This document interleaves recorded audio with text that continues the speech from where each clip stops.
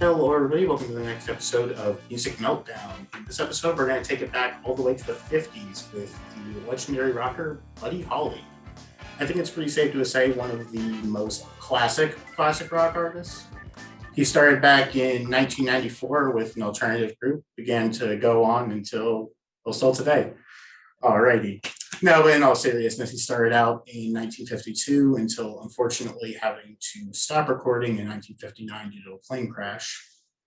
However, his legacy has remained on through the years and is generally respected and well regarded as one of the greatest artists of all time, appearing in number 13 on Rolling Stone's top 100 artists of all time. We have Oh, three full studio records here, one with the Crickets and two with the solo works. And with that being said, I think it's fair to get into our previous knowledge of Buddy Holly. Aiden? I'd heard his two albums he recorded with the Crickets, so I'd heard the Chirping Crickets and the self-titled. I hadn't heard That'll Be the Day before now, but I'd heard a lot of the songs on it on hits, and I'd heard all of his major songs, approximately 5 billion times. So I guess I had a lot of knowledge. I know his stuff pretty well. I've heard pretty much everything he's recorded many times. I first listened to his music when I was a teenager, but when I was young, I saw the movie The Buddy Holly Story on TV with my dad one time. I thought that was a really cool movie. So that was my first introduction to him as like a legendary figure, But his music, I'm a big fan. My favorite of the pioneering rock guys. And I love his music. Definitely a top 10 artist. Interesting. Per the usual with a lot of these older artists, I hadn't really explored Buddy Holly at all, but not only that, I hadn't really explored 50s music just in general. This is my first time listening to a 50s album, and I got to start three of them. So this was a really interesting experience. I wasn't actually going to do this artist, and correct me if I'm wrong, but I think I brought him up as an artist for you two to do and for me not to. Yeah, I think that was the so. plan. Funny how that works out. My out of the three, I like all of them. I pretty much like everything he recorded. Honestly, there's not much I don't like about him. He's just I don't know. He hits that sweet spot for me. I think he's very talented, good songwriter. I like his singing. I love his guitar playing. Great musician. I like the musicians he played with. He's got a very unique style. I like that. But my bottom is That'll Be the Day, which is a good album. I give it 4 out of 5, but I can't, on principle, I can't rate it higher because it wasn't. I believe it was compiled without his input. It was basically so the history of what happened was he signed a Decca as a solo artist, and they tried to get him to do some stuff, but the sessions were kind of a disaster, and they didn't. And he released 2 singles. They both flopped. And then a year later, he got a separate recording contract with the Crickets. And then they scored a big hit.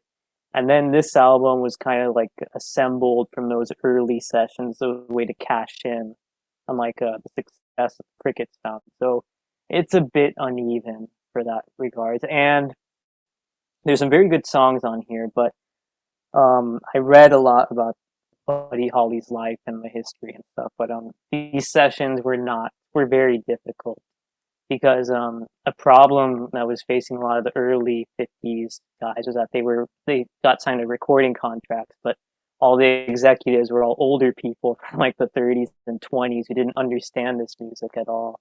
So it's on many of these tracks he sounds very uncomfortable. They didn't let him. The producer Owen Bradley refused to let him play guitar on a lot of these songs, which is a shame. And a lot of the songs weren't written by him. They were like forced. They were given to him, and he was kind of like had to record them as part of the contract. And there's some good highlights there, but there are a lot of tracks where he sounds very uncomfortable, especially the original version of That'll Be the Day on here. For some reason, they made him sing it in the key of D instead of the key of I think I can't remember the key of the original's in like A or something like that, but they made him sing it in a higher key, and he's like singing at the top of his range, and he's very struggling to get through the track, I feel. So there's all sorts of moments like that, but there are highlights. My favorite tracks are Lou Day's Black Nights That's a great song. Great performance. Great lead guitar by Sonny Curtis, another friend of his from Texas as well. Rock Around with Ollie V, that's a good one. Ting-a-Ling is a cover of a song by the Clovers. Midnight Shift is a really great song. One of the few 50 songs to address the subject of sex workers, so it's very ahead of the time there, and changing all those changes. That's good. It's a good album, good moments, but it's just uneven for me. It feels like a compilation more than an actual album, so I gotta knock it down a bit for that. I won't lie, before we started today, I told Aiden I thought there was a solid chance you were going 5 for all 3 of these albums. That didn't go well. Almost, I think maybe if I didn't know the history behind it, maybe that would have been the case. I didn't know the history, so this is like a fun little music lesson. History lesson, yeah. Yeah. Yeah, I have to agree. That'll Be the Day is my number 3 as well. I think it's just clearly uneasy. I mean, he's new to the studio. He doesn't have as much experience as on his recorded later, released earlier albums. And I think that's very apparent. I think the songs are pretty good.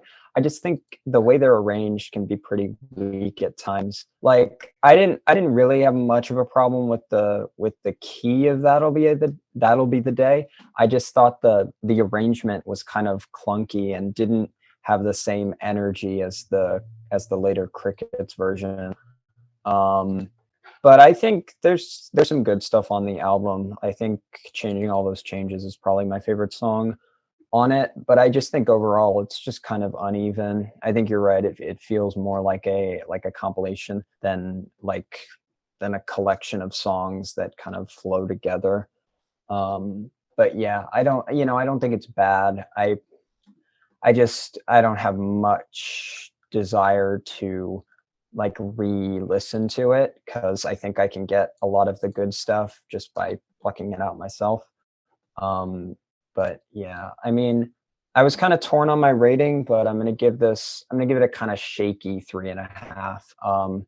Maybe if I was in a less forgiving mood, I'd give it a 3, but I think it merits at least a little bit higher. So yeah, that's my opinion of That'll Be the Day. I won't say that either of you are wrong about that record, but it's not my. I kind of have a similar issue with all of these records, and it's an issue I have with a lot of albums that are just released before Pet Sounds. And it's a lack of a real form of cohesion and conceptualness to a lot of these projects. I think it really hurts him, because if he was a little bit more reined in and a little bit more natural with the sequencing and the collection of songs that were put into these, he could be a top artist for me. I was very impressed with all 3 of these records, even if my scores don't necessarily showcase it. For a first ever dive into 50s music, I really enjoyed my time with it. However, at the bottom for me is going to be Buddy Holly's self-titled record. I have this at 3.5 stars, and I think it's a really solid collection of songs. I'm Gonna Love You Too is probably his best opening track in general, and it's just a great song in general. Peggy Sue and Look at Me are pretty good, but also weaker. Listen to Me is also a very great track, and afterwards, I'm not that big on Ready Teddy. The issue with the record, like I was saying earlier, is kind of just when it came out. It doesn't feel like a real record to me. And I can't fault it too much for that because of the time period, but at the same time, it feels very scattered across the track listing.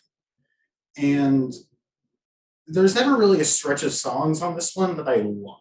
On other records, I can point out stretches of tracks that I really like, but on this one, it's skip, skip, like.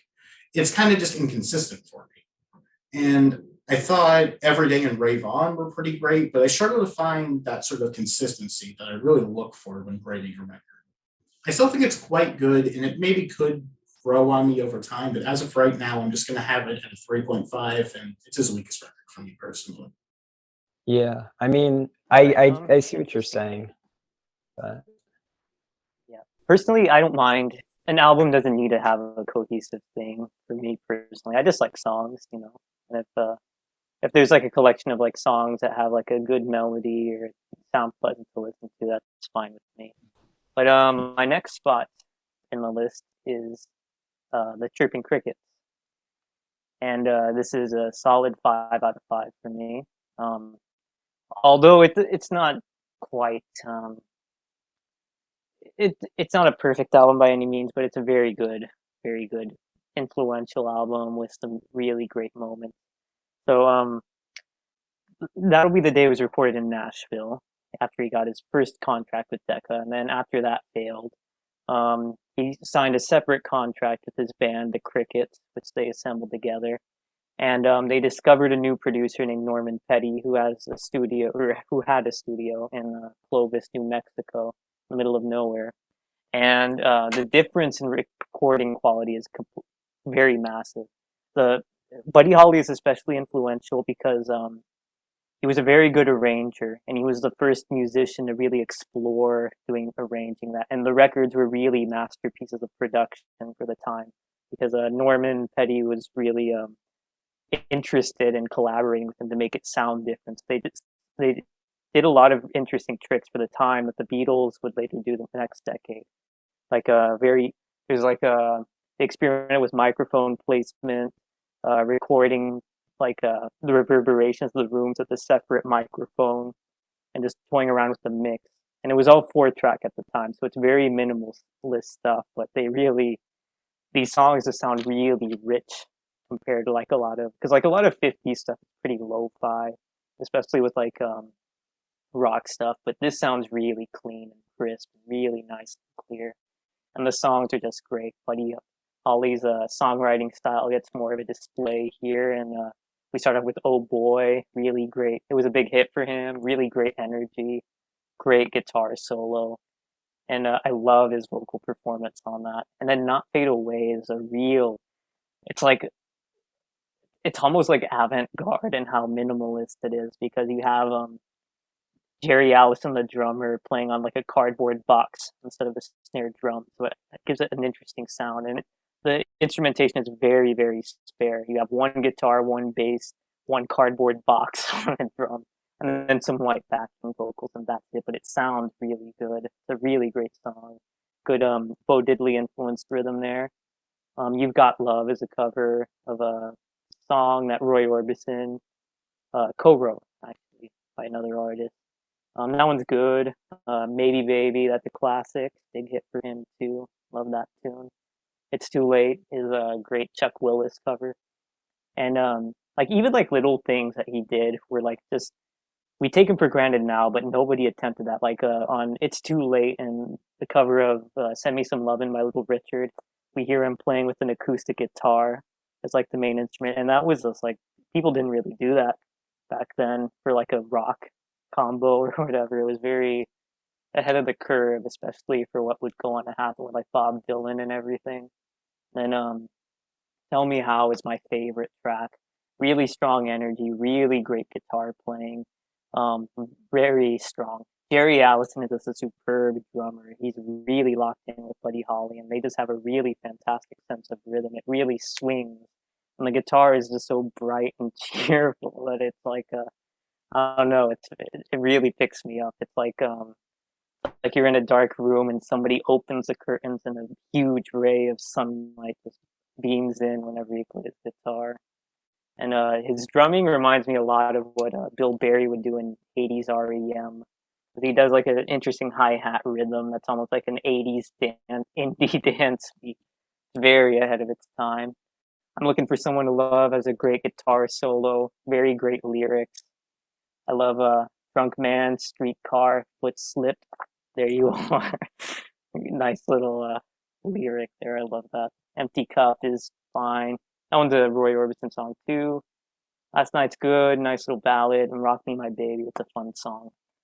Great album. Very influential. My only gripe is that there is a little bit of filler in some of the songs, so it's not. That's kind of like my only complaint. And I personally, if I was like doing this album, I wouldn't have added the backing vocals. It's a bit much in the arrangement, and I would have liked the songs better without them. They kind of date the music considerably, which is fine. You know, they sound good and everything, and I get it. You have to make concessions to the time period that you make certain music, especially when you're aiming for getting a very strong, broad, like the pop market.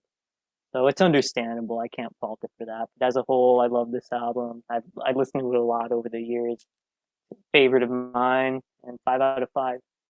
I don't Yeah. personally have an issue with the backing vocals. I think I like them.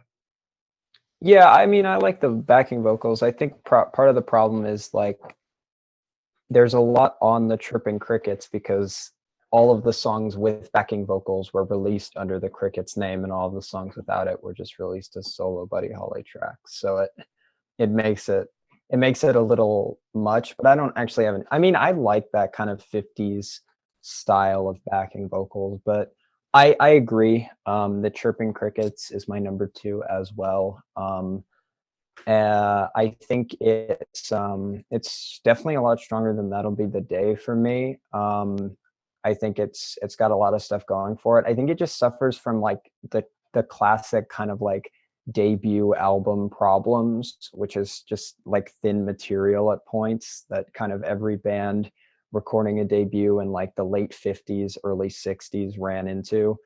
But the songs are pretty consistently good. Not Fade Away is really good. Maybe Baby and the version of That'll Be the Day on here are, you know, all classic early hits basically. I really like the closer, Rock Me My Baby. I think that's like just a really good song. I do think some of the songs are a little unmemorable. Like I'm struggling to like remember how a song like An Empty Cup or Tell Me How even goes. But I think the fact that most of the material is very consistent and very good, even though there's a few weak points just because of the time and the context of when it came out. Yeah, I don't think it's as dated as other albums from the time, which just feel like total compilations. This feels like at least there's some kind of clear goal that the group is moving towards, which is cool. It just seems like, you know, maybe a bit of a rushed product, maybe. But yeah, I'm gonna give this one a 4.5 out of 5. Yeah, I definitely agree that there's some sort of connective tissue to a lot of the songs on that record. I don't think it really sounds like a rush job. I think it's pretty pristine for the time period, and I just really love what they were going for. It's very It clean, yeah. Indeed. I was shocked by the production value on really all of these. They sound much better than what you would expect for the time period Yeah. already. But with that being said, my number 2 is That'll Be the Day. I'm not crazy. Coming off of the debut record, my interest in 50 music as a whole sort of just shot up exponentially because of that. And once I started, it's rather good. You Are My One Desire, that's a good opener, and Blue Days, Black Blues helps to keep the tempo up, but for whatever reason, these songs just weren't really hitting the same itch that debut was for me. And I don't really feel that way until Tingling. And then I think that there's a really great stretch with Girl on My Mind, the title track, and Love Me, which they're all just great songs once again. And then another batch of songs that I just kind of like. I don't really dislike any songs in the Buddy Holly catalog, probably due to the product of there just not being that many. But I don't know, just some of them really hit me on a level that I think are much better than the other stuff. And then the other stuff really hits me. I like it, but I don't really need it, personally speaking. Maybe that just comes from such lack of familiarity with the albums. Going on to there, changing all those changes is good, and Midnight Shift is a much better closer than Rocking My Baby was on the debut record, which I feel is a little bit awkward. Overall, to me, I think it was just sort of a weaker version of what they would come to do later. I'm going to give it also 3.5, although it's much closer to 4 stars for me than Buddy Holly's self-titled record. So my number 1 album is Buddy Holly, the second title, or the self-titled, and so yeah, it's technically his solo debut. So like after the Cricket, Decca wanted to revive the contract they had earlier that they kind of forgot about. So they kind of, to work around like the legal stuff, they did some were released as the Crickets with the backing vocals, and the solo stuff was released without the backing vocals. But other than that, they're the same musicians. Buddy Holly there. But so when I was in 10th grade or whatever, there was a record store that was by my house, and like the employees there were jerks or whatever. So, and I didn't have money a lot of the time, so a lot of times I'd go after school and go buy the cassettes, and sometimes I'd borrow one for certain times. And one of them was 20 Golden Grapes, the compilation by Buddy Holly. And it just really got me interested into his music, because I was learning how to play. And his songs are very simple, but good melodies and stuff. They're usually 3 chords, 1, 4, 5, usually in the key of A. But I heard this album one night on like a road trip or whatever, and I don't know, it just really hit me on that spot. I don't know, music like this is just, there's no pretension or anything. It's purely music, playing music for the sake of playing music, and I like that. It keeps me honest. And like Buddy Holly is like, I don't know, he was he's one of the real pioneers, I think. There aren't very many musicians like him. But like the songs are fantastic. I love I'm Gonna Love You Too. That's just a fantastic song. So much energy. I love the way the guitar just like really pops. And the drumming too. And I love how in the fade out you can hear a little cricket chirping in the background, because like one flew in at the very end of the recording and they couldn't do alternate takes. And that's like, keep in mind that all this stuff is like had to be recorded live, one take or whatever. So there weren't very many like overdubs or things like that, although they are there. And then Peggy Sue, great song, excellent drum sound with like the paradiddles that go on. That one has like the mic that was like in the hallway, and he was like playing in the drums because the hallway had a cool echo, so they just decided to do that. And then Look at Me, really nice song. I like the melody. Piano is a very nice touch. Listen to Me is my favorite song ever. I love that song. And I don't know, I listened to it one night on a road trip or whatever. And I just kept on listening it over and over, because like something about the way the guitar sounds, and just it has such an ethereal quality to it.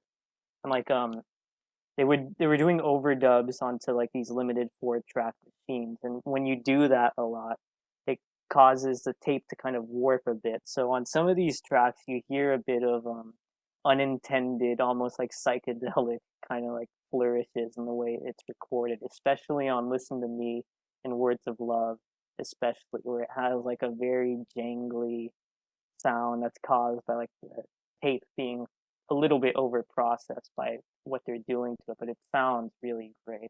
Listen to Me is a really beautiful song, very simple sentiment, and very good, very simple songwriting, but it's straight from the heart.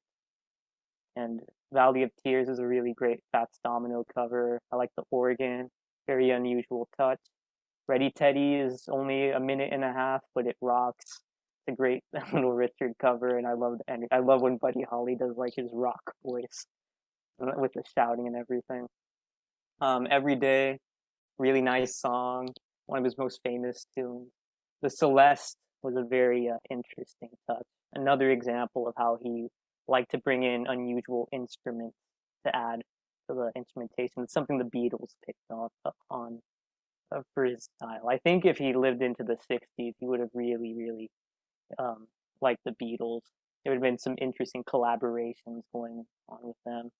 Mailman Bring Me No More Blues, simple blues song, but I love his vocal performance.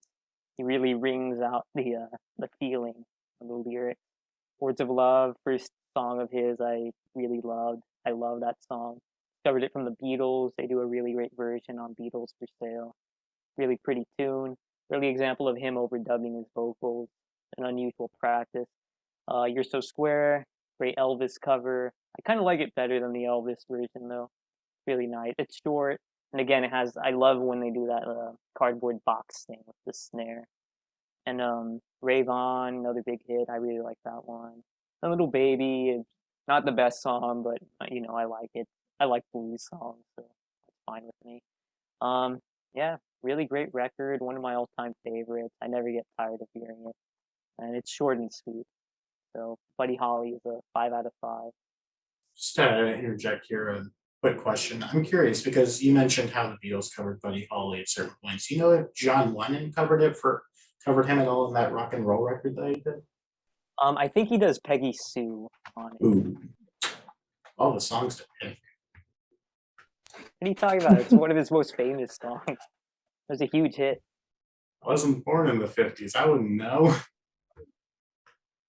I'll get cultured then. Learn something for once. True. Yeah, he did Peggy Sue. I'm just looking at it.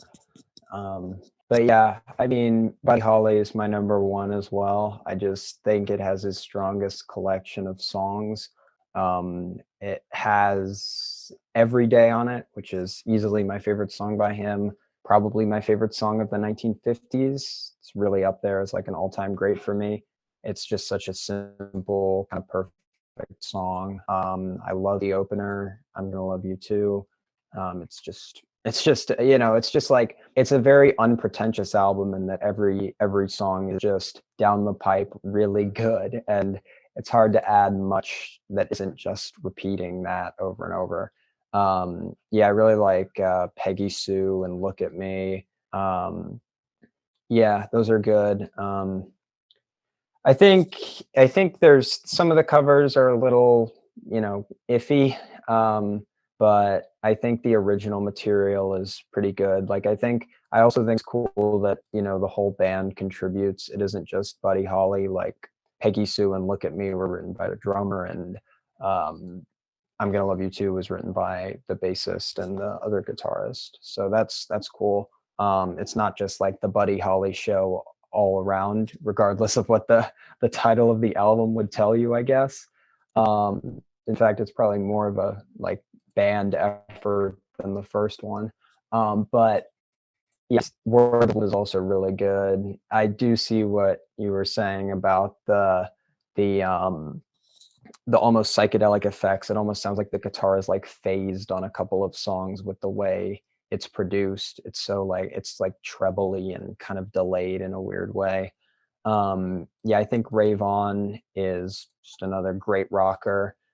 Just very catchy songwriting all the way through. It's the type of music that's very just engaging. It just like lyrically it's simple but kind of to the point. It just packs a solid punch. Yeah, it's just, and the production is very clean. It's very crisp almost, which is pretty impressive for the time period. And yeah, I'm gonna be in agreement with you on the rating. I'm gonna give it a tentative 5 stars. It's not exactly the strongest 5 I've ever encountered, but it earns it well enough.